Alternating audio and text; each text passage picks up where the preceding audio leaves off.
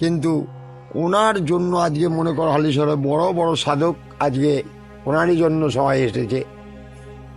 এই গঙ্গার তীরে উনি জল সমাধি মাকে নিয়ে চলে গেল লাস্টে। তখন মা ওই মেয়ের রূপ ধরে এসে দড়ি ঘুরিয়ে দিয়েছিল। ওই জন্য উনি তো মাকে মাতৃরূপে দর্শন পাননি, কন্যা রূপে দর্শন পেয়েছিলেন। বহু পথ অতিক্রম করে আজ আমরা চলে এসেছি হালিশহরে। এই পবিত্র মাটিতে জন্মগ্রহণ করেছিলেন বাংলার এক মহা মাতৃ সাধক বা কবিরঞ্জনও বলতে পারেন। তারই ইতিহাস আজ আপনাদের কাছে তুলে ধরব। নমস্কার বন্ধুরা, আজ আপনাদের নিয়ে চলে এসেছি মায়ের একটি অত্যন্ত প্রিয় সন্তানের বাড়িতে। এটি হলো মাতৃ সাধক শ্রী রামপ্রসাদ ঠাকুরের বসত ভিটে।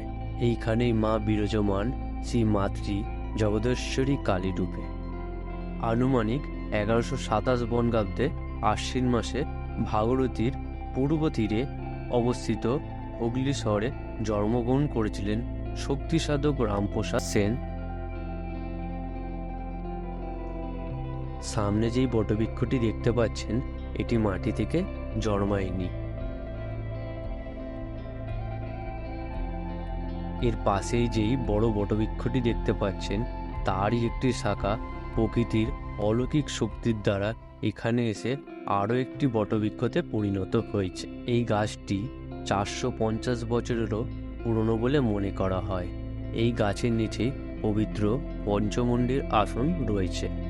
সাধক রামপ্রসাদ এই আসনেই তিনি তার সাধনার সিদ্ধিলাভ সম্পূর্ণ করেছিলেন। পঞ্চমুণ্ডি তলার পাশেই রয়েছে বাবা ভোলেনাথের একটি শিবলিঙ্গ।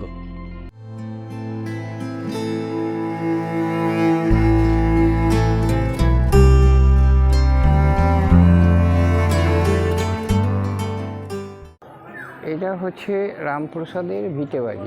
এখন আমরা রয়েছি রামপ্রসাদের ভিটে বাড়িতে। এটা মন্দির নয়, মন্দির থাকলে চূড়ো থাকতো। মানুষের যেরকম বাড়ি সেরকম আছে, ঠিক আছে। রামপ্রসাদের জন্ম হচ্ছে 1720-তে, আর উনি মাকে নিয়ে গঙ্গায় ডুব দিয়েছিল 1781-তে। 61 বছর উনি ছিলেন। এই যে পঞ্চবটী দেখছো, এইটা ওনার সাধনপীঠ। এইখানে বসেই উনি মায়ের সাধনা করেছিলেন এবং সিদ্ধিলাভ করেছিলেন। এই বটগাছের বয়স হচ্ছে 450 বছর। এই বটগাছের মধ্যে একটা গাব গাছ ছিল, সেই গাব গাছে পদ্ম ফুল ফুটেছিল। রামপ্রসাদ সেনের 2 মেয়ে ছিল, 1 ছেলে ছিল। 2 মেয়ের নাম হচ্ছে পরমেশ্বরী আর জগদীশ্বরী। ছোট মেয়ের নাম ছিল জগদীশ্বরী, ওই মেয়ের নামেই মায়ের নাম জগদীশ্বরী। এখন যে মূর্তি দেখছেন, এটা আসামের জমিদারকে মা স্বপ্ন দিয়েছিল। আসামের তেজপুর থেকে এই মূর্তি 66 বছর আগে এনে এখানে প্রতিষ্ঠা করা হয়েছে। এটা কোষ্ঠীপত্রের মূর্তি, মহামূল্যবান মূর্তি। যবে থেকে এই মূর্তি প্রতিষ্ঠা হয়েছে তবে থেকেই অন্নকূট উৎসব পালিত হয় মায়ের প্রতিষ্ঠা দিবস উপলক্ষে, ঠিক আছে। রামপ্রসাদ সেন যখন এই পঞ্চবটিতে বেড়া বাঁধছিল, তখন ওনার মেয়ে ছোট ঘরে খেলা করছিল। তা মেয়েকে বলছে, মা আমি একা একা পারছি না, তুই এসে আমার দড়িটা ঘুরিয়ে দে। আর মেয়ে তো ছোট, অত বুদ্ধি হয়নি, ও খেলা করছে। তখন মা ওই মেয়ের রূপ ধরে এসে দড়ি ঘুরিয়ে দিয়েছিল।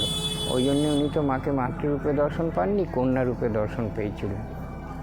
রামপ্রসাদ সেন যখন রামপ্রসাদ ঘাটে বসে গান করছে, তখন বাংলার শেষ স্বাধীন নবাব সিরাজউদ্দৌলা ওর দাদু আলীবর্দী খান নৌকো নিয়ে যাচ্ছিল গঙ্গা দিয়ে। এবার গান শুনে নৌকো ভিড়িয়েছে, বলছে, রামপ্রসাদ আমি ঘুরতে যাচ্ছি, যাবি আমার সঙ্গে? রামপ্রসাদ বলছে, ঠিক আছে চল যাব।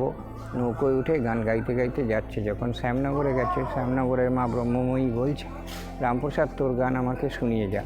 তখন রামপ্রসাদ বলছে, মা গো, এইখানে বসে শোনানোর মতন সময় আমার নেই। আমার গান তোমার যদি শুনতে ইচ্ছা করে তুমি ঘুরে শোনো। তখন মায়ের মুখ ছিল দক্ষিণে, ওই গান শোনার জন্যে ঘুরে হয়ে গেছে পশ্চিমে। ওটাকে বলে মূলাজোরের কালীবাড়ি, কারণ ওখানে বামাখ্যাপা প্রথম পৌষ মাসে মূলো দিয়ে পুজো দিয়েছিল। তারপর সব মন্দিরে মূলো দিয়ে পুজো হয়, ওই জন্য ওটাকে মূলাজোরের কালীবাড়ি বলে। রামপ্রসাদ দুর্গাচরণ মিত্রের জমিদারি সেরেস্থায় হিসেব লেখার কাজ করতো। তা ওকে হিসেব লিখতে দিয়েছে, ও লিখছে, দেমা আমায় তবিলদারি, আমি নিমক হারাম নই শঙ্করী। কাতরিমা সামান্য ধনে, সামান্য ধন দিবে তারা, পড়ে রবে ঘরের কোণে। যদি দাও মা আমায় অভয়চরণ, রাখি দিদি পদ্মাসনে। তখন মৌনি বলছে, জমিদার মশাই আপনি এই পাগল ছাগল ধরে নিয়ে আসেন, ওকে হিসেব করতে দেওয়া হচ্ছে, গান লিখে বসে আছে। তখন মনিব জমিদার ওই মনিবকে বলছে, মনিব তোমার কাজ তুমি করো, রামপ্রসাদকে রামপ্রসাদের কাজ করতে দাও। তখন রামপ্রসাদকে বলে, রামপ্রসাদ তুমি তোমার নিজের গৃহ হালি শহরে চলে যাও, ওইখানে বসেই তুমি তোমার কাজ সমাধান করো। তোমার যে মাসিক বেতন 30 টাকা, তুমি ওই হালি শহরে বসেই পাবে, তোমাকে কষ্ট করে কলকাতায় আসতে হবে না। এছাড়াও রাজা কৃষ্ণচন্দ্র রামপ্রসাদ সেনকে এই হালি শহরে 31 একর জমি দিয়েছিল। পূর্ব বাংলার লোকেরা সব দখল করে এখন এইটুকুনি আছে।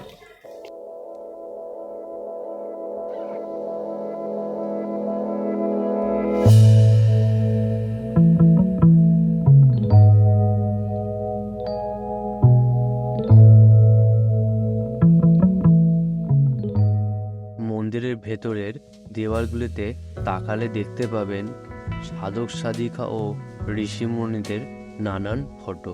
কথিত রয়েছে 29শে জ্যৈষ্ঠ 1364 সালে আসামের তেজপুরের জমিদার সুধাংশু কুমার রায় মায়ের এই কষ্টি পাথরের মূর্তিটি স্থাপন করেছিল এই মন্দিরে।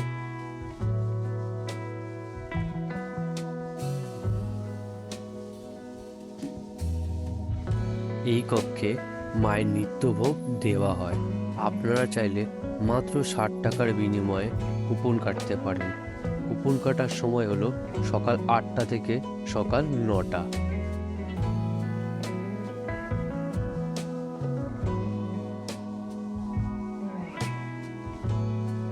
এরই পাশে রয়েছে রামপ্রসাদ ঠাকুরের ধ্যান কক্ষ। মন্দিরের ভেতরে ফটো বা ভিডিও তোলা সম্পূর্ণ নিষিদ্ধ, তাই যতটা পেরেছি মন্দির কক্ষের বাইরে থেকেই ভিডিও তুলেছি অনুমতি নিয়ে।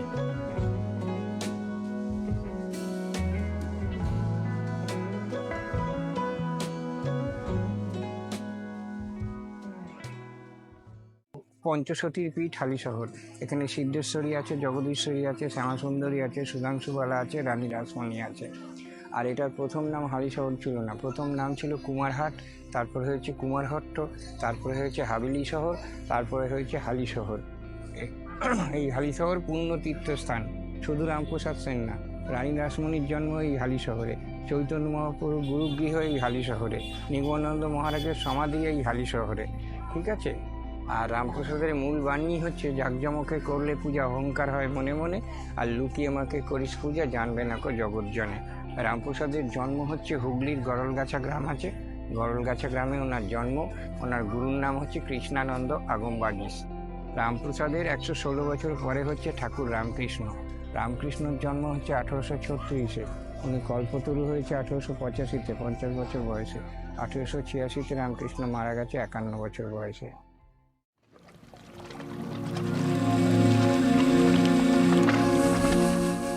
মন্দিরের পাশেই একটি সুন্দর বাঁধানো জলাশয় দেখতে পাবেন। এতে ভালো করে দেখলে দেখতে পাবেন কচ্ছপ ও নানা ধরনের মাছেরা জলে খেলে বেড়াচ্ছে।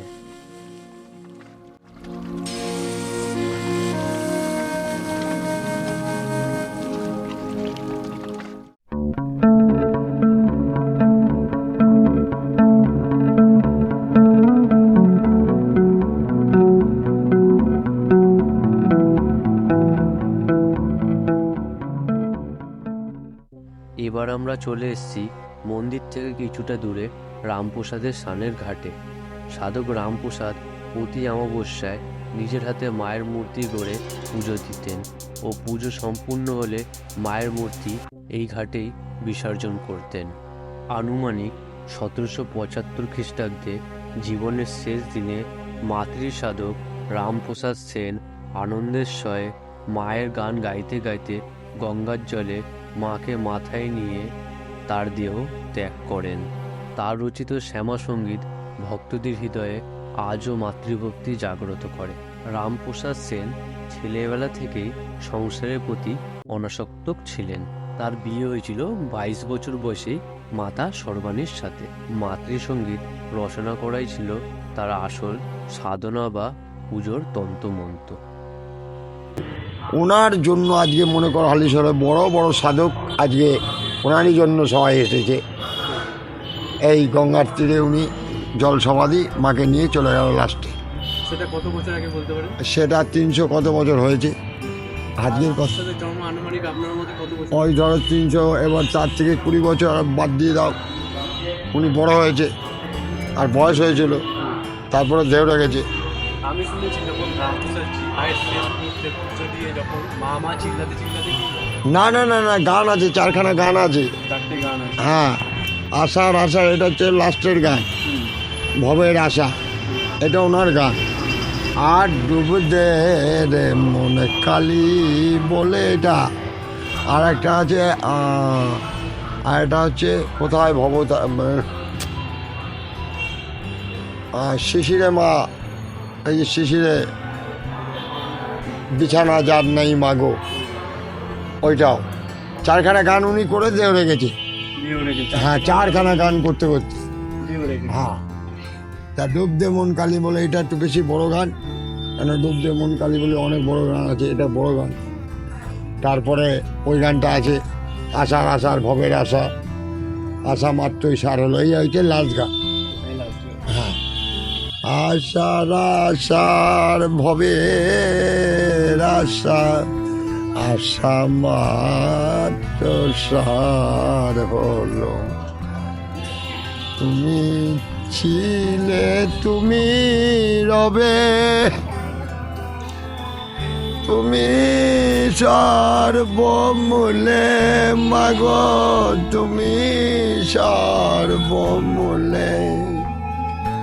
ওমা তোমার আশায় ঘুরি ফিরি, তোমায় নাহি ভুলি, আশা মাত্র সার হলো, আশার আশার ভবের আশা, আশা মাত্র সার হলো।